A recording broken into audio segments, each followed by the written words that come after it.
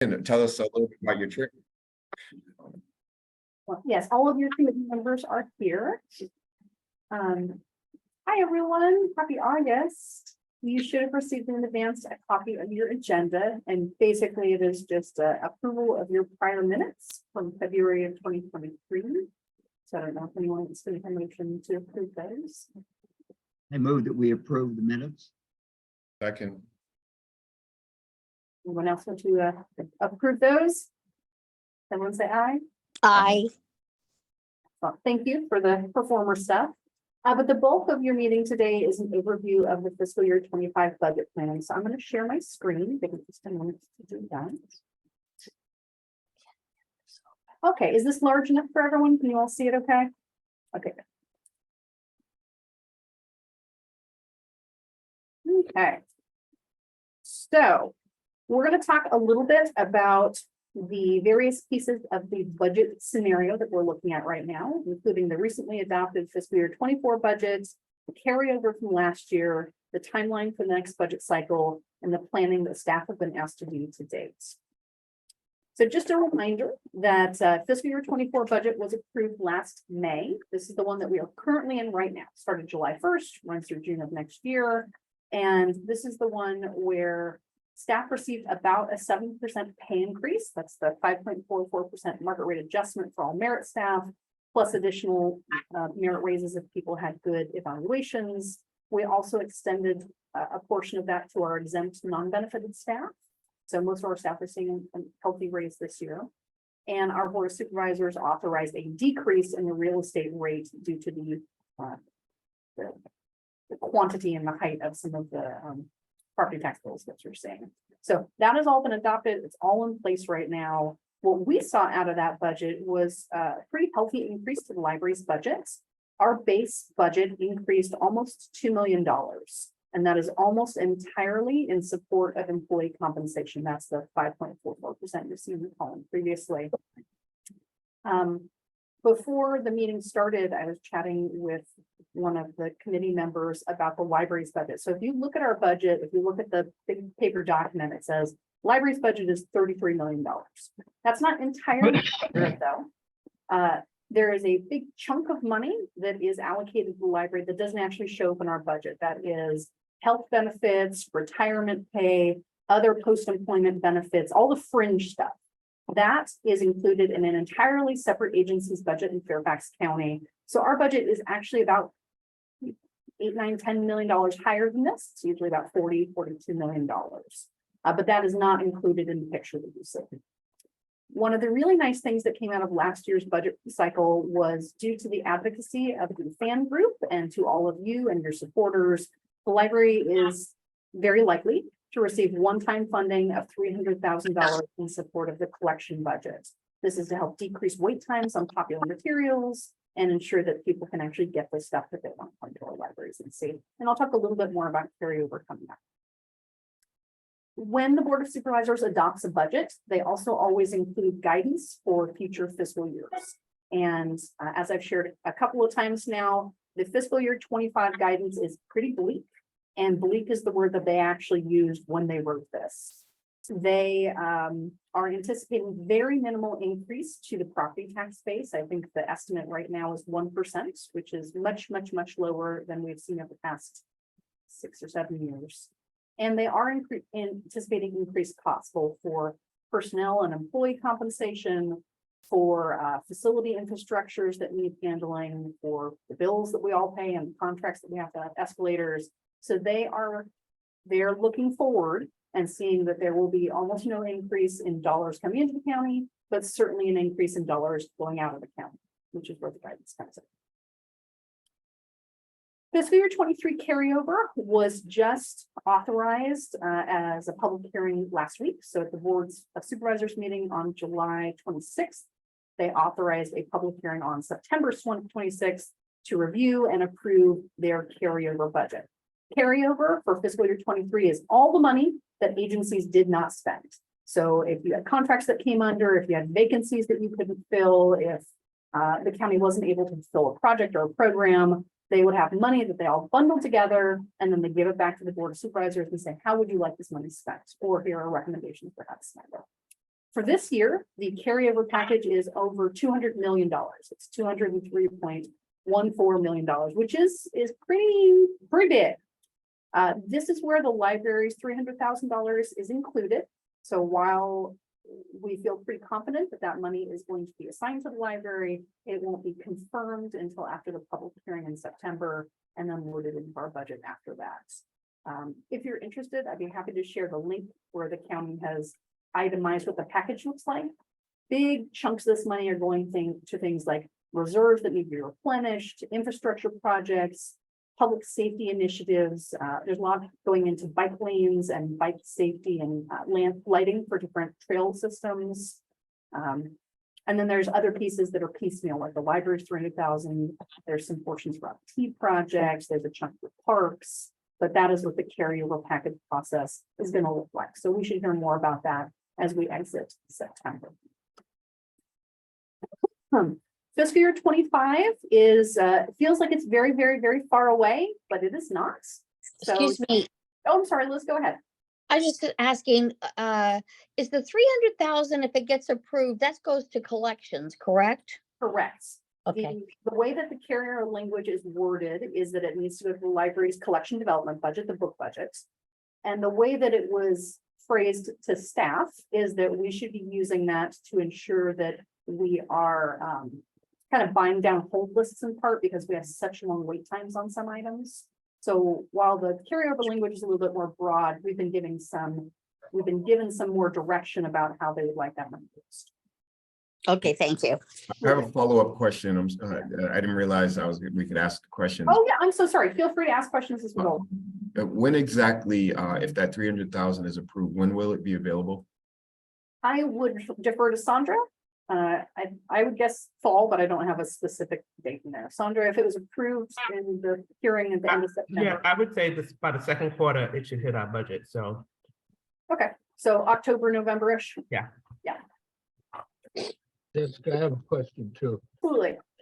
How much of that 203.14 million can be attributed to coming from the Ooh, good question. Not that much. So we submit a carryover request every year. So part of it is encumbered carryover where we have said that we want to buy things, but we haven't received them yet. So that's books that we bought that we just haven't received. It might be services that we've already had provided to us, but we haven't received the bill yet. And our encumbered carryover is, that one's taken care of separately. Unencumbered carryover, we can request that some of that money be given back to us for things like contracts. A really good example this year is we have our new self-checks and our new kiosks that are being deployed. And we requested some of our unused funds to help pay for that in fiscal year 24. We won't know if those are approved until the carryover package is fully authorized in September. So I don't have a clear figure for you yet on how much actually went back to. Our goal is always zero. Our goal is to either spend it or to request encumbered or unencumbered carryover to come back to the agency. And because we are usually running on pretty slim margins, it's typically approved. I think last year we gave Last year back, it wasn't approved. yeah, last year it wasn't approved. Last year we gave back 400,000. Maybe 400. Yeah. But this year we won't know until September 26th as well. so last year we actually lost 100,000. Yeah, so last year we requested unencumbered carryover to help cover upcoming contracts and it was not approved. So that money, we then had to find money for out of our prior fiscal year 23 budgets, and that money went back into last year's carryover package. So the money we celebrated last year, we really shouldn't celebrate it. We were actually short. We were a little short, yeah.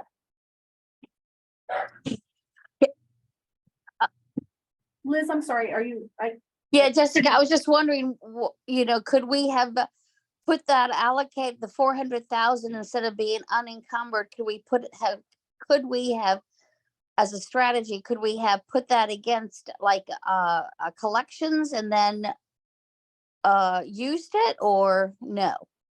No. Sandra, do you want to speak a little bit more to the county's process for carryover?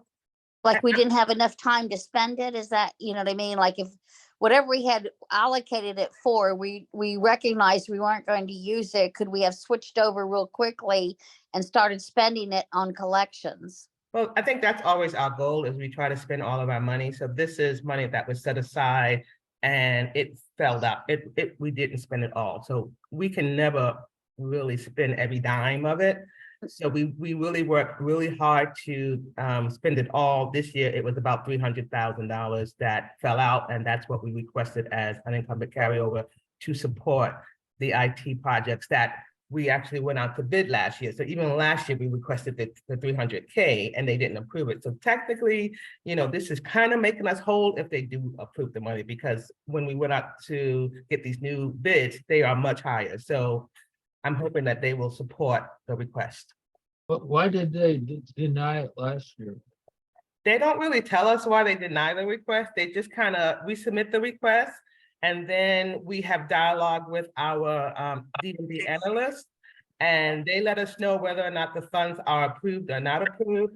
And I don't think we have too much power after that because it's kind of already been, I guess, decided by the board of directors. And I'll say that part of it is certainly a strategy on the part of the county. So if all of these agencies come back and say like, oh, we've each got 400,000 or 300,000 of unencumbered carryover that we would like reassigned to our agency to support X, Y, and Z. The county is then looking at, say, board of supervisor priorities or unfunded things that the county has said it's going to work on, and trying to figure out how to fund that throughout carryover. They try not to fund staff positions because those are ongoing expenses. Carryover money they typically try and use for one-time projects or things that really need to happen. So many years we get our requests approved because they know we are good of our tax dollars. But some years they might be looking at those priorities and saying, wow, we really need that money. We think you can make it happen within your own budget allocation based on the number of vacancies you've had in the prior year and how much personnel fallout you're going to have. That's typically the discussions that they're having. And to Liz's earlier question about shifting money to the collection budget, Sandra and her crew are amazing, and they do that throughout the whole year. So as we get monthly reports on the number of vacancies that we have, the amount of personnel fallout we have, she and her crew are working on shifting dollars over on a more regular basis to the collection budget to ensure that it doesn't appear that we have additional money that might be available for usage elsewhere. Good strategy. Yeah, doesn't always work out, but we certainly give it the best try we can. And the last thing I would say about this is, you know, we work very closely with our DMV analyst. She knows us and she knows our agency very well. So she knows our HR issues with, you know, having a lot of position turnover. So I'm sure when they're going to the DMV analyst saying, should we approve this? She's giving them feedback saying, well, you know, they typically have a lot of fallout because of personnel, so they don't need it this year or something like that. So, but I'll be honest, you know, this was since I've been here, every carryover request we put forward got approved. Last year was the first one that they did not approve. So, you know, I wasn't too mad at it, I must say. And we're pretty hopeful for this year's, Yeah. knowing that we have less vacancies going into the current fiscal year than we had in prior. I feel pretty confident that they are going to approve our carryover request this year, in addition to the 300,000 assigned. But we'll let you know as soon as we hit September. Maybe an ongoing message to the analyst is that we're totally under budget always for our collections, and we're falling, you know, like millions of dollars short for where we should be. Yeah, and she definitely knows that. Okay. I'm going to say 2 fiscal years ago, I think it was fiscal year 21, we moved over almost 4 million in unexpended personnel dollars to the collection budgets. Wow. And that was like the first big year of the pandemic. And that is amazing that we were authorized to do that. And they know how short we are on collection dollars, which is why they work with us to ensure that we can reallocate those dollars where we can and where it's appropriate. Who actually makes the decision? Does a staff member make it, then it's rubber stamped by the board of supervisors, or do they actually get involved in it? So when we're going through the regular, you know, financial process during the year, if we say, okay, it's, you know, the end of first quarter, we've got an unused $300,000 in personnel dollars, we put in a request on the staff side to have that transferred from personnel to operations, and that would be a staff discussion. the county has specific time markers where they're doing fiscal reviews. They used to do a mid-year review, which happened in November. I don't believe they did that. I do not believe they're planning to do that in the coming year. They do a third quarter review, which happens in the very early spring, and then they do carryover, which happens at the end of the fiscal year. So the earlier that we as staff in the agency can put in our requests and recommendations to shift dollars around, the less likely it is that it will be both viewed as an available dollar that could be pulled into either third quarter or carryover, and the less likely it is to become, an awareness at a higher level for our political bodies. Gary, when you were talking, Phil, were you trying to say something as well? Yeah, the question is, the public hearing on the 26th, is that with the Board of Supervisors? It is. If you would do me a favor, like maybe 3-4 days or a week before that, can you send me what you'd like me to do? And I'll get a personal meeting with Pat and Dave Foreman. I think he was a little, because of some of the issues with the books, was not supportive. So what I'd like to do is get him to just be quiet. If he doesn't want to support it, don't criticize it. Okay. Absolutely. We would be happy to do that. And I'll send a reminder out to the full board as well. It's not not quite as big as the general public budget hearings where you get, 150, 200 speakers. These ones are a little bit more quiet. But due to the volume of carryover this year, maybe it'll be a little bit more of a community conversation. So I will be happy to do that for you Okay, thank you. and the sir. rest of the board. Any other questions I can answer on the carryover? Sorry about my dogs in the background. We have renovating happening. It's fine. It's like a background serenade. Oh, God. Okay, timeline for fiscal year 25. So fiscal year 23 carryover was last year. We're currently in fiscal year 24, and we are working on fiscal year 25. So fiscal year 25 starts next July and runs through June 30th of 2025. Generally, timing starts with planning, where staff are given budget guidance in the summer. We start working on things. We actually got guidance very early this year. Guidance came out in early June, and Sandra and I and some of my staff have already been working through some of the process. And then typically we would submit our budget towards the middle of October, following your October library board meeting. There's a slight change in process this year because the county has asked for some early work on a reduction exercise. So agencies are submitting reduction packages to the county executive's office in September. And then they're to be reviewed between the agencies and the county exec's office for discussion and modifications. And then we'll go to DMV in mid-September. That aligns really closely with your budget process, because we'll be meeting with you all in September as well to start talking about the transmission letter, the requests that you all have for future budgets. And we should have feedback from the county exec's office at that point about what, if any, of the reduction exercise they are interested in pursuing. So that's kind of a modification this year. And I'll talk more about the exercise going forward. From there, it's all the same as normal. So once our package is submitted in October, our full budget package, county management budget reviews all the agencies that come together over the fall. They give them to the county executive's office. He makes his decisions over the winter and releases his budget in February. And then we've got the tax rate sets in March, magisterial town halls also in March, public budget hearings in April, and the second budget in May.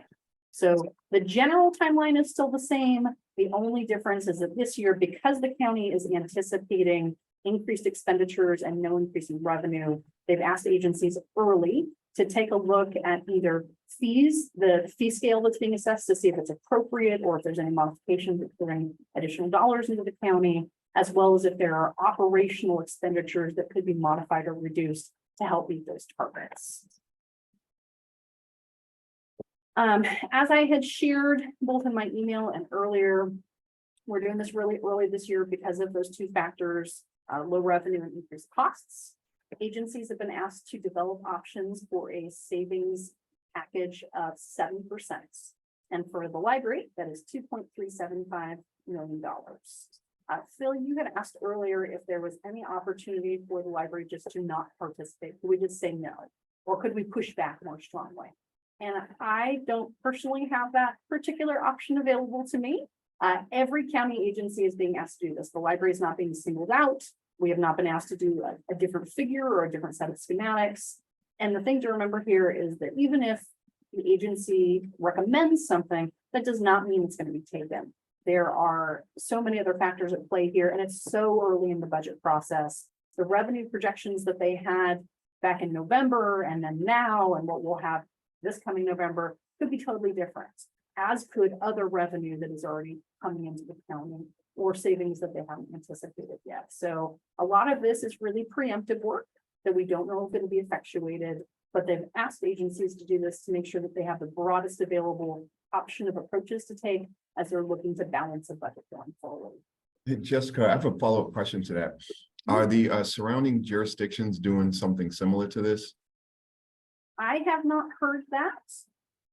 Maybe they're just not as expeditious as Fairfax has chosen to be on this to make sure that they have lots of options, but I have not heard that yet. Yeah, I wanted to know if this condition was unique to Fairfax County in any way, but I do also respect what you just said, which is that perhaps we're more forward thinking than some of the other counties. Yeah, Fairfax, you know, if you have worked in the county before, like I know you have, Keith, or if you've been here for a long time, like I've been here 7 years now, Sandra. I don't want to out you for how long you've been with the county, but Sandra's been here for a fair bit as well. You know, it's the cycle of government. Sometimes it's up, sometimes it's down. This time it's down. So we're trying to make sure that we do early planning to make it as smooth as possible if there are any needs for reductions to the vacancy level. I have another question. Absolutely. The revenue side, it's because property values are not going up, right? But In part, so most of the county's revenue comes from both personal real property and commercial property. On the personal real property, so like the homeowners and the taxes that you pay, the county is anticipating a flat or very low increase to the valuation of those houses. This doesn't take into account if a potential new board of supervisors wanted to increase tax rates. This is assuming a flat tax rate from the current year and a very minimal increase to the valuation of those homes. Another factor at play here is the county's commercial tax base.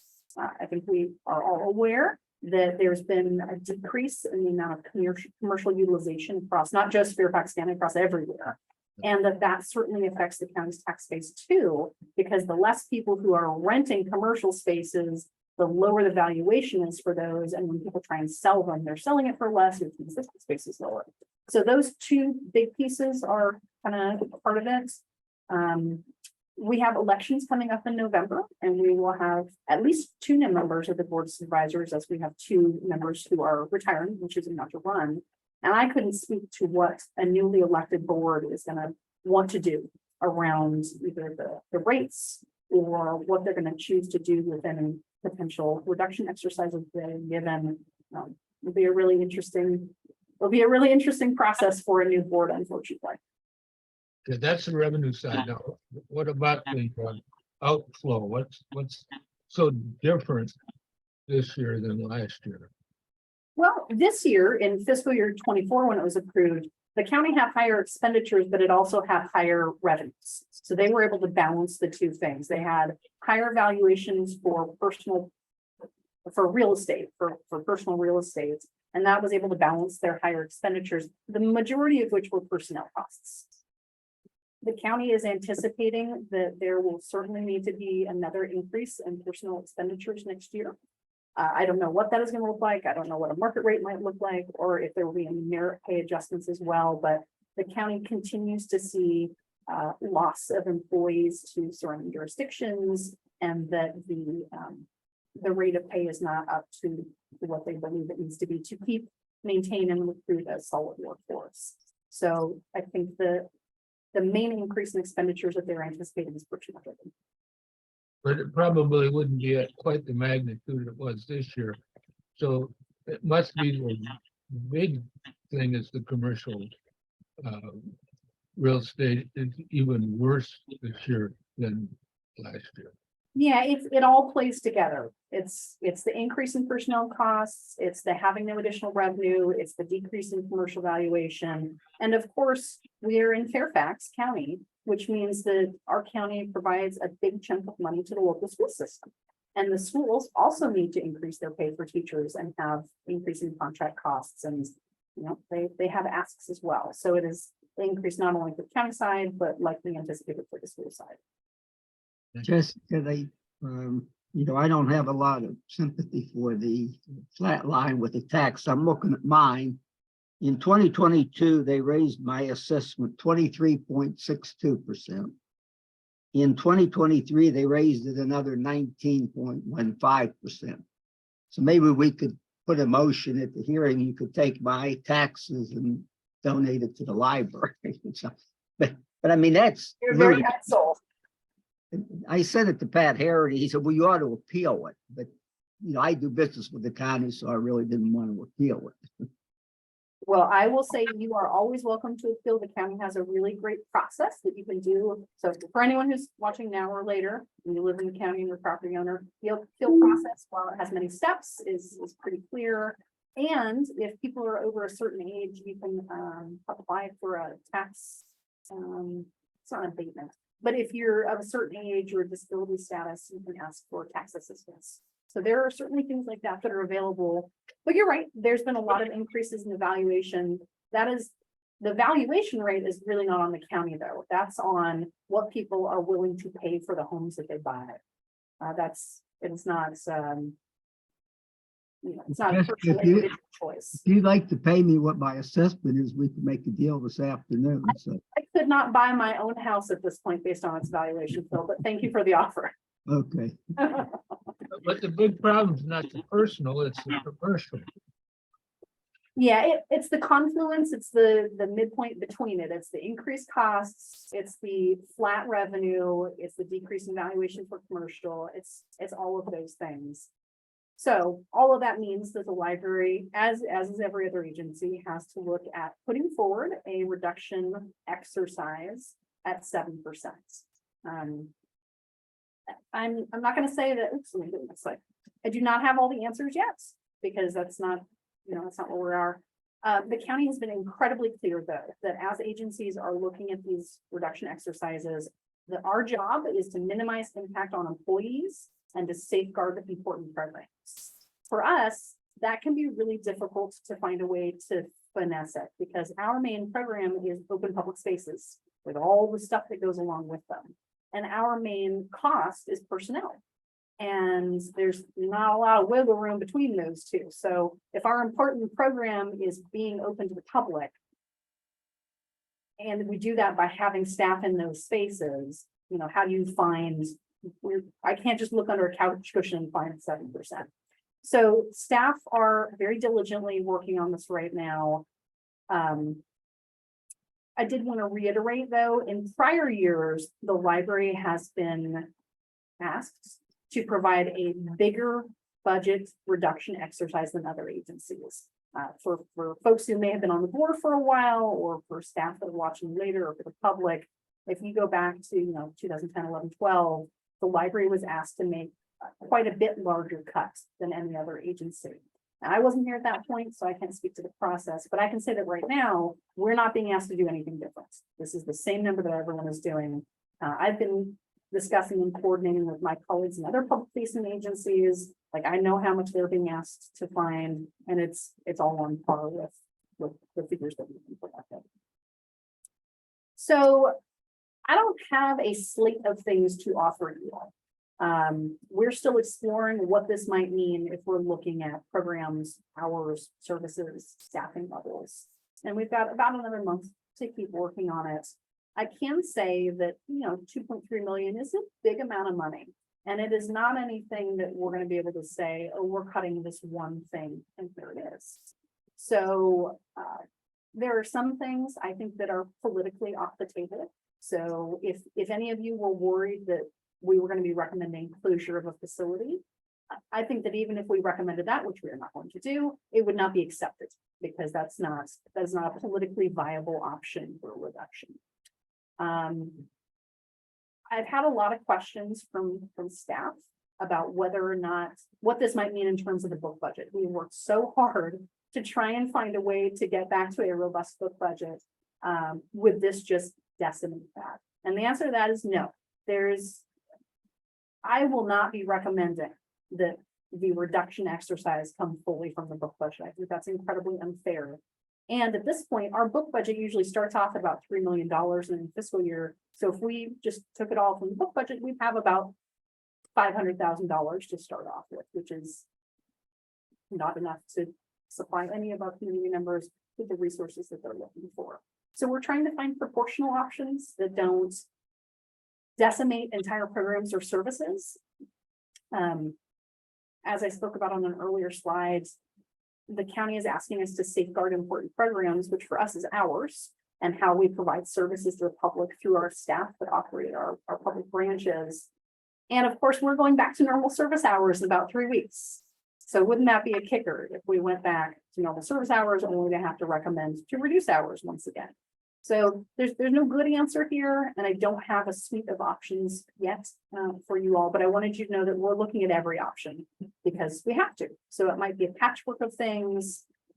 It might be some larger scale things with some smaller things to make up the remainder of the dollars. But at this point, there's no single thing that has been identified as this will be the savings that point that out of this. Jessica, of the 33 million, that is the budget, how much of that is our fixed costs that we really, there's no way you can play with it at all? It's a great question, and it is, I think, hard to qualify because it depends on what you think of as a fixed cost.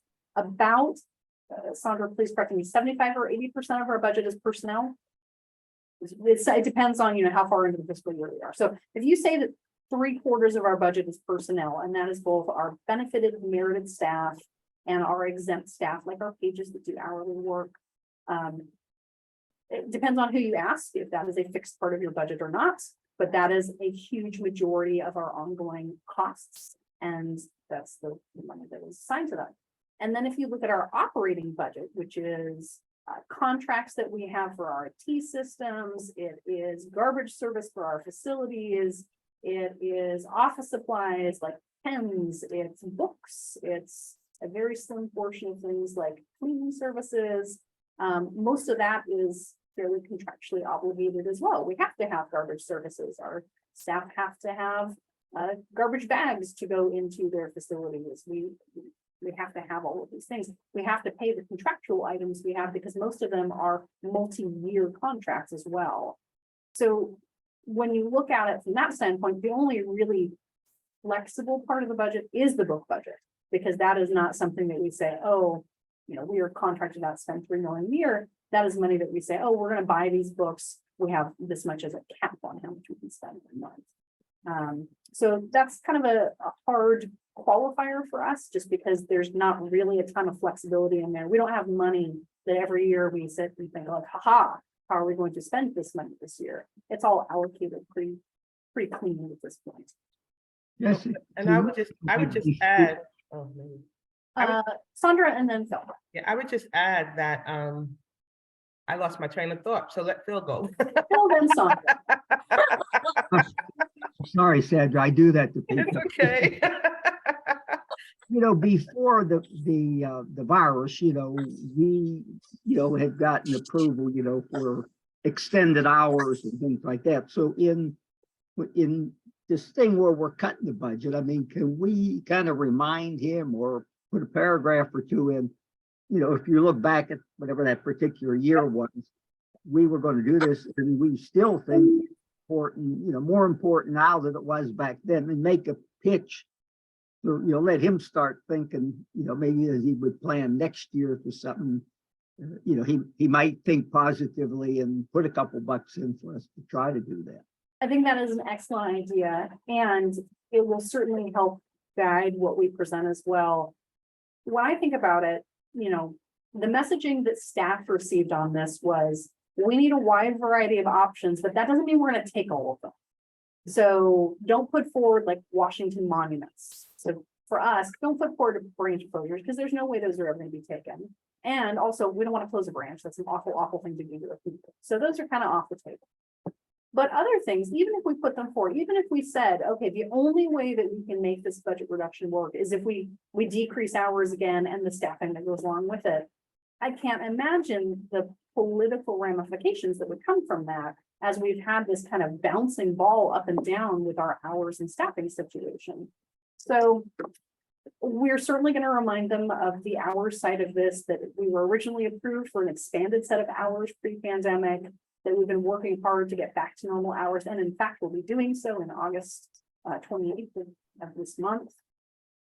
Yeah, that is on the list. Thank you, Phil. Sandra, did you remember what you wanted to say? Yeah, I think I was just gonna say that our budget, personnel is really 85 or 90% of our budget, and then the rest is operating. And like you said, Jessica, most of that is really covering our contracts. And we don't really have, and then the smaller things, like Jessica mentioned, the trash, but the big things are, we have really big IT contracts that we cover. And that's takes up the bulk of our operating. So we don't have a whole lot of fluff. That's what I really want to share in our budget from the get-go. So whatever we decide is going to be really difficult reduction, because it's going to hit across the board, just because we don't have larger budgets in single fiscal divisions. There's not one, I can't go to IT and say, give me $1 million. They don't have it. So that's, I think I mean, that's. if they did, we just wouldn't be able to operate because we wouldn't have a. Right. Question, Liz, yeah. question, if this is, again, if there, hopefully this won't happen, but if we had to reduce hours, it would be for fiscal year 25, right? Correct. Okay, Yeah, so and this the other thing, 25. the other one. I was going to say it's the area of programmatics and supplies. That would be an area of where you could also take some reductions, and you probably will have to, right? Potentially, yeah. So like I mentioned earlier, we're trying to think of things systemically. So if we're saying, you know, we need to make this, okay, how does that affect administration? How does that affect technical operations? How does that affect our supply budget? How does that affect our energy budget for when our facilities are open? If we were looking at hours or something like that. Programmatics are a hard one to untie because most of our programs are tied to our public service hours. The way that our facilities are set up, if you take a branch, so you take John Marshall, and John Marshall is open a certain set of hours because of the number of staff that we have in that building. We're open the maximum amount of hours we can based on the staffing contingent we put in there. And then those staff work public service hours, they do public programs, they're helping with back-end operations. You know, we built in a little bit of wiggle room for sick leave and vacations and vacancies, but pulling programmatics out of our public service hours doesn't really work for us. If we were going to say, okay, we don't do children's programming anymore, which again, we're not going to say. We said, we're just not doing children's programming anymore. That's a reduction in hours, because that would be a reduction in staff that do those programs in those branches and the hours that they're open. So our stuff is also intrinsically tied together to our public spaces and the hours that we're open. It's not like if we were a multifaceted organization like Department of Family Services or the CSP, where they have specific programs that are operated out of different agency areas. Ours are, we operate public libraries. So they are open certain hours. We have story time and book clubs and ELL groups, but those are based on the staffing model that we have, which is really pretty bare bones, and the number of bodies that are in the facility. Jessica, Yes. with the Finance Committee here in the audience, I want to commend you and highlight something. The fact that you've locked in these hours may be the most significant thing that we could possibly do at this time, because you said it would be politically almost impossible now to cut them back. But I think it would have been a walk in the park for the, if the board is really in the crunch time for money to just keep the hours the way they've been. I think it's big. I appreciate that. Thank you. Yes, so, as you mentioned, we're going back to normal service hours in a couple of weeks. And how we have chosen to do that is, one, we have the staff now to do it. It would be a poor use of taxpayer dollars not to go back to regular service hours at this point, knowing that we can staff that. But it also creates a harder scenario if we do have to make a recommendation for reduction in hours going forward. Well, we already got them back. What are you gonna, we're gonna take them away again? Yeah, I think that while the county is looking for the optimal range of opportunities, I would hesitate to say that they're gonna take a full 70% from us, because there's so much of what we do that is incredibly important for our community and is tied to the staff that do it. So the last bullet on my slide here is my request of the Finance Committee and for all of your colleagues on the board. So staff are going to be compiling these options and discussing them with the county executive's office. We're going to be coming back to the Finance Committee in September to talk more about the transmittal memo and what those potential options are going to be going forward. And at that point, we really need your help in engaging with your elected officials. As we ramp up into the fall and the winter, and as these options are being considered, I want to make sure that you all have prime time and opportunity to talk to your designees about what this would mean for public services and for the library operations. We don't know what it's going to be yet, so I don't have talking points for you, but I will have them when we get a little bit closer. But we are absolutely going to need your expertise and your influence and your help in making sure that even if things are put forward, that they get the fair hearing that they deserve to see if those are the potential reductions that are. Jessica, do we communicate to the friends groups, the leadership in terms of what is happening budget wise and like the 7% across the board reduction and where the library is going to be reducing in these areas, et cetera, et cetera, et cetera. So they are aware that if they have funds to donate for book collection or to be advocates to the board of supervisors, et cetera, are we would we normally just communicate back to the friends hierarchy that that this is what's happening, and anything you could do in these areas would be appreciative, that kind of a thing? I think I understand your question. Yes. Now is a little early. So at this point, I've notified you all so that you're involved in the process and you know what's to come next. And I've given staff a heads up because they also deserve to know kind of what is coming down the potential pike as it relates to this reduction exercise. When we actually have draft budgets and we know what might be moving forward, and as your board approves the budget process and the transmittal memo in October, that will be the point when we'll want to, one, talk with Fran a little bit more about the potential future activation of her fan committee.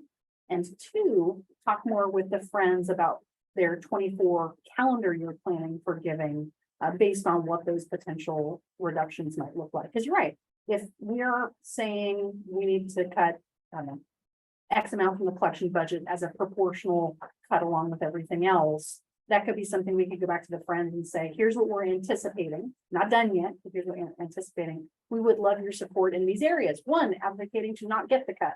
Two, give us money to help backfill the cut. Three, go out and advocate again because we really don't want to take it in the first place.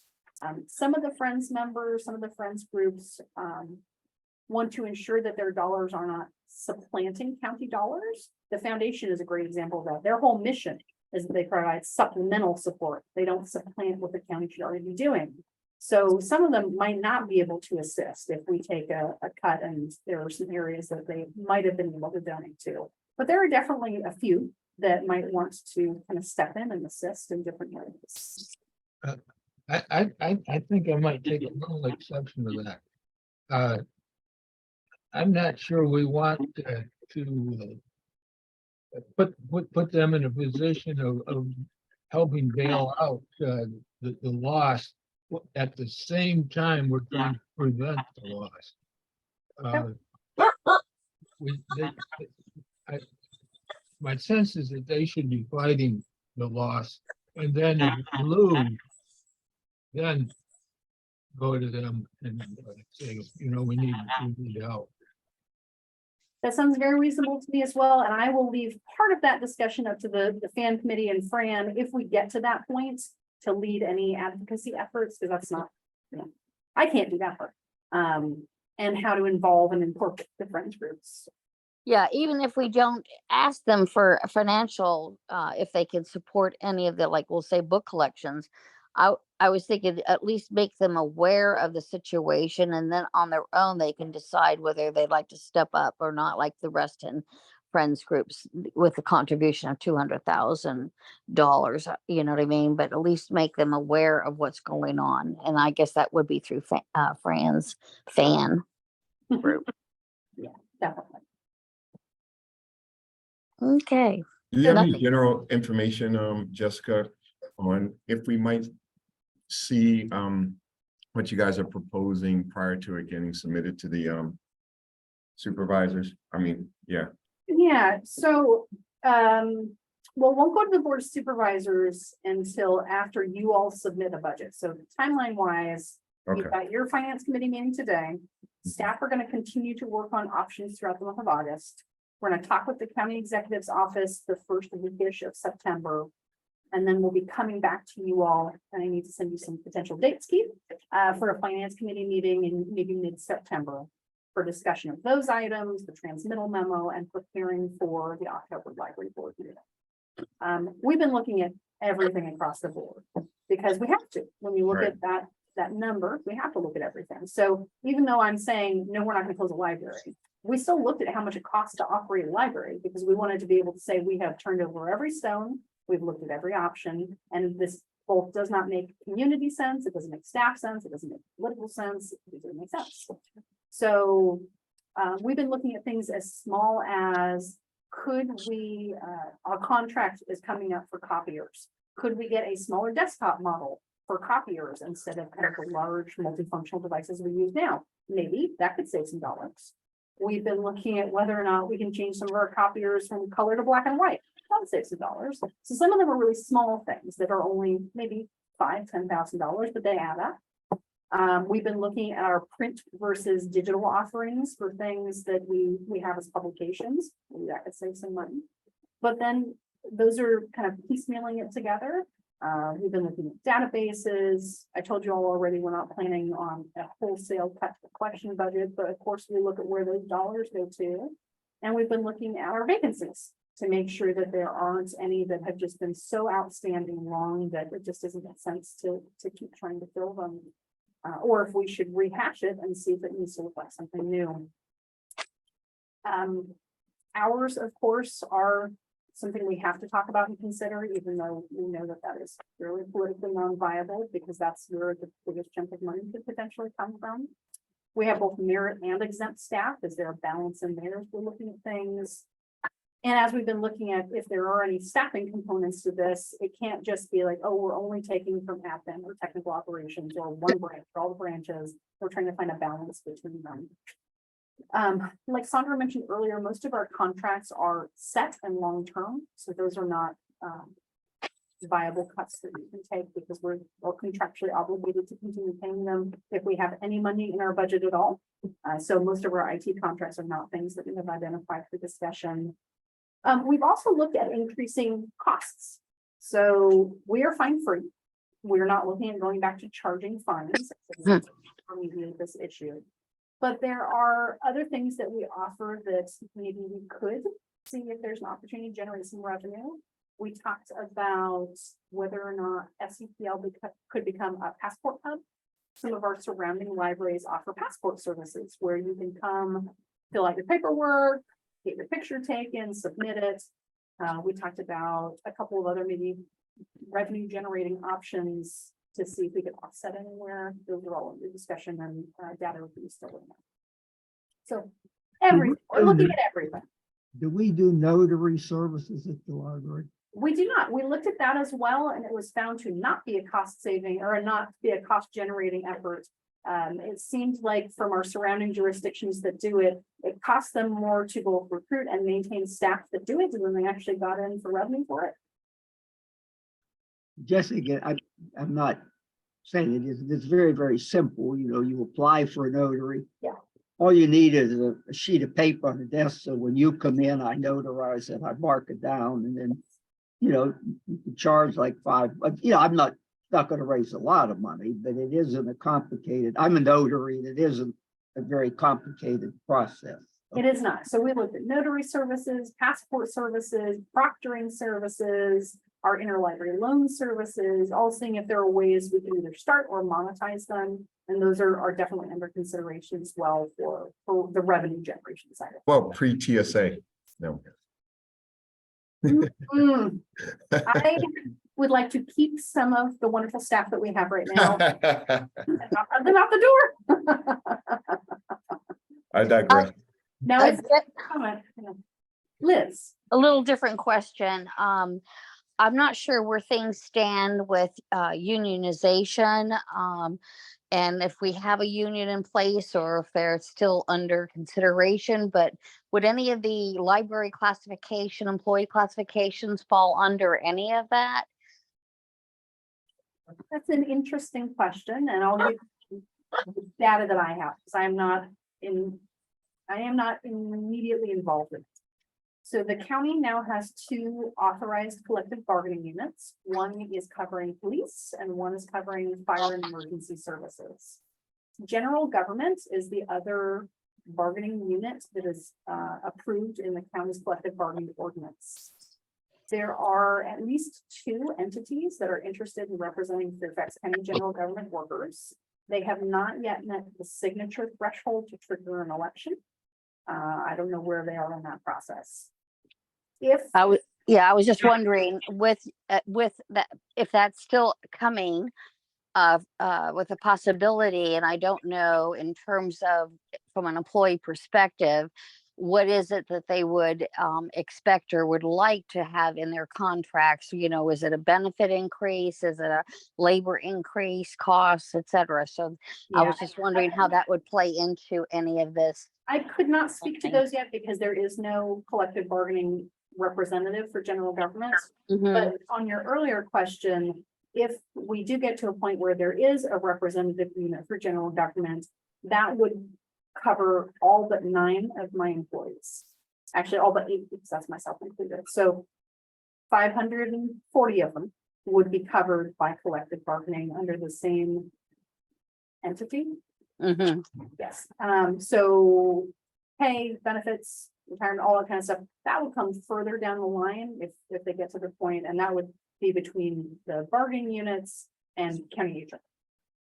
I'll express my conservative opinion to that. If the union comes in, the cost is going up, okay? And it's going to put more pressure, if you follow me on us, than we have at this present time. I think the county has a pretty good, pay schedule, like, they're getting 5%, they're getting a good increase. And I would hope that that wouldn't happen because I think the cost would just go up significantly. I cannot speak to that.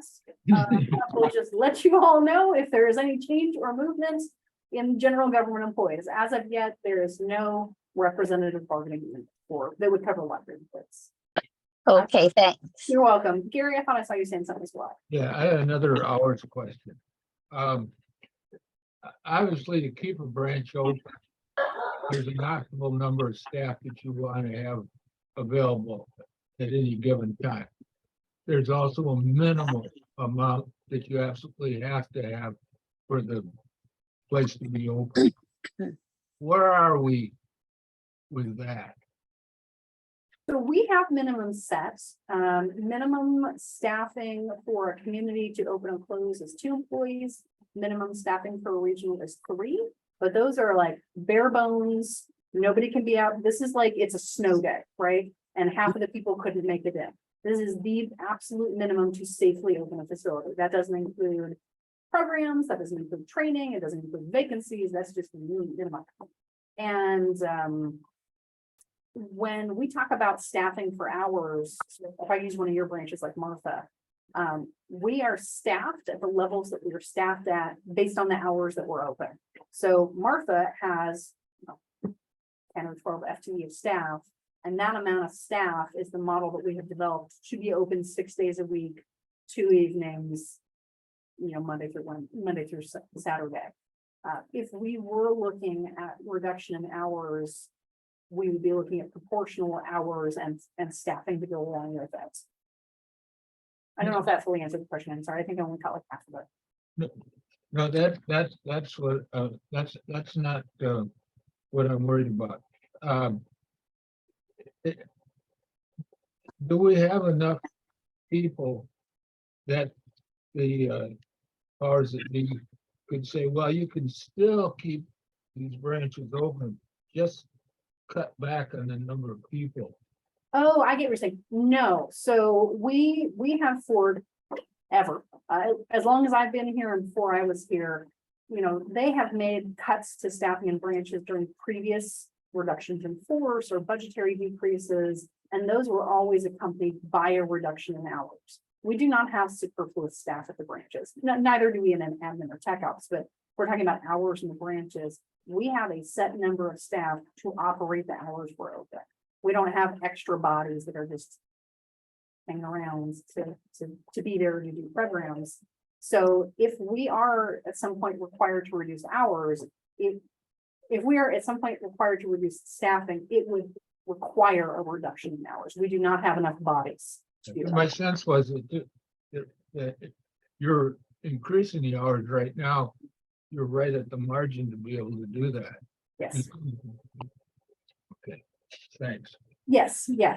We still have vacancies, so we're going back to normal hours in a couple of weeks. We still have vacancies, but we have gotten to a much better proportion of management employees and frontline employees, support staff, info and circ staff. For a while now, we've just had a reduction in programming that we've done. We've had enough bodies to open the doors. And we're finally at a point again now where we can both open the doors for those normal hours and continue to do some of our baseline programming.